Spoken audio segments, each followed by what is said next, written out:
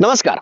Fungal infection किंवा नायटा, खरूज, पायावर उठलेला इसबचा चट्टा असू दे, या सर्वावर अनेक जण आपल्या आपल्या परीने इलाज तर करतातच. अतिशय दीर्घकाळ इलाज करून थकलेले लोक आम्ही बघितलेले आहेत.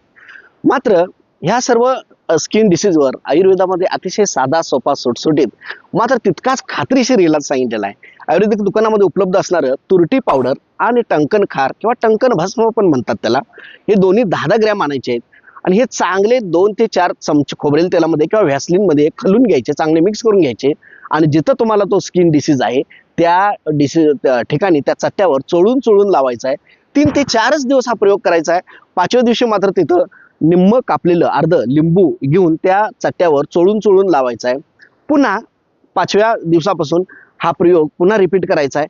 एक 8 ते 10 दिवसामध्ये तुमचा स्किन डिसीज तिथं तुम्हाला निश्चितपणे गेलेला आढळेल. मात्र एकदा तो चट्टा दिसायचा बंद झाल्यानंतर सुद्धा हा आठवडाभर प्रयोग तुम्ही सुरू ठेवा. निश्चितपणे तुमची या आजारातून सुटका होते.